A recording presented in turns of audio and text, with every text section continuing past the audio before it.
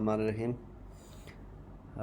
हमारा जो टॉपिक चल रहा है बिज़नेस इथिक्स का, उसकी कंटिन्यूटी में हम देखते हैं फैक्टर्स इन्फ्लुएंसिंग बिज़नेस इथिक्स। एक बिज़नेस फर्म है, उसके पास दो ही चॉइसेस हैं। पहला चॉइसेस इथिकल, दूसरा चॉइस अनइथिकल।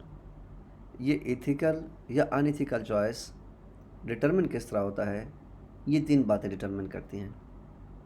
पहली बात इंडिविजुअल स्टैंडर्ड्स एंड वैल्यूज़, दूसरी बात मैनेजर्स एंड कोवर्कर्स इन्फ्लुएंस, तीसरी बात opportunity codes and compliance requirements.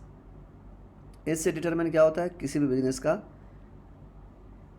Ethical और इनइथिकल चॉइस। अब इंडिविजुअल स्टैंडर्ड्स एंड वैल्यूज़, इसको शार्टली हम देखते हैं, क्योंकि इसको हम पिछले स्लाइड्स में, पिछले लेक्चर में भी हम देख चुके हैं। इंडिविजुअल स्टैंडर्ड एंड वैल्यूज़ ये होती हैं कि हर बंदा, हर इंडिविजुअल, हर वर्कर, वो फंक्शनल स्टाफ से लेकर टॉप मैनेजमेंट तक जो भी इंडिविजुअल है, वो एक तो पर्सनली किस तरह इथिकली परफॉर्म कर रहा है किसी बिजनेस फर्म में, दूसरा वो जो प्री डिटर्मिन्ड जो इथिकल रूल्स हैं वेदर उनको फॉलो कर रहा है या नहीं कर रहा। तो ये बहुत मैटर करता है कि इंडिविजुअल स्टैंडर्ड्स एंड वैल्यूज़ वो किस तरह परफॉर्म हो रही हैं। अब दूसरी बात मैनेजर्स एंड कोवर्कर्स इन्फ्लुएंस।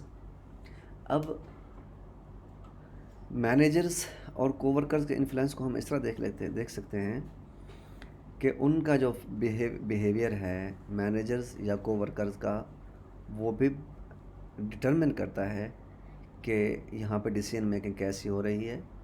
जब डिसीजन मेकिंग बेसिकली बताती है यहाँ पे एक्शंस कैसे हो रहे हैं, ये बिहेवियर कैसा परफॉर्म हो रहा है, वही एक्शंस वही बिहेवियर एक्चुअली जो कि सब के सब मैनेजर और कोवर्कर नहीं करने होते हैं, वो इन्फ्लुएंस करते हैं, वो डिटरमिन करते हैं वाया जो आउटपुट प्रोडक्ट या सर्विस की शक्ल में आ रही है वो इथिकल है या अनइथिकल है।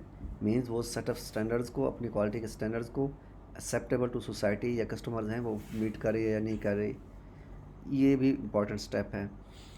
तीसरी बात हम देखते हैं opportunity codes and compliance requirements. फिर बिजनेस फर्म के पास एक ऑप्शन होती है कि वो प्री डिफाइन करे अपॉर्चुनिटीज़ कोड को।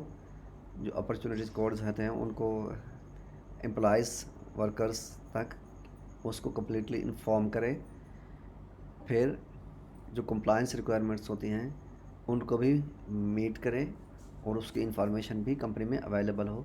तो इससे क्या डिटरमिन होता है, इससे यही डिटरमिन होता है कि उस बिज़नेस ने इथिक्स को चूज़ किया या अनएथिक्स को चूज़ किया।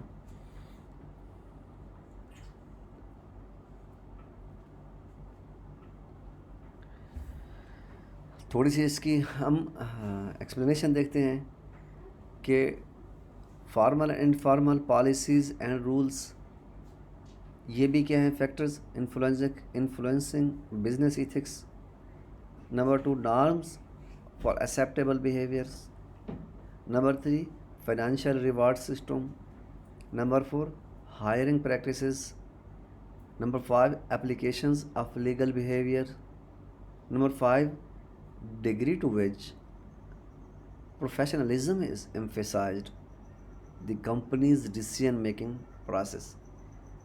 ये जो चंद फैक्टर्स हैं ये भी एक बिज़नेस फर्म को, एक अच्छी बिज़नेस फर्म को अडॉप्ट करने चाहिए, काउंट करने चाहिए, और अडॉप्ट होते भी हैं और काउंट होते भी हैं, जिससे एक business firm ethically performance show करती है।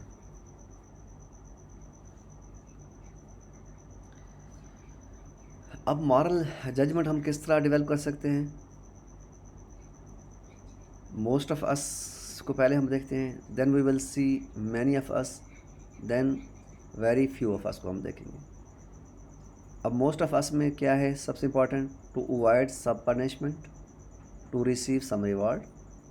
मैनी ऑफ अस में से to be responsive to family, friends और superiors, to be a good citizen,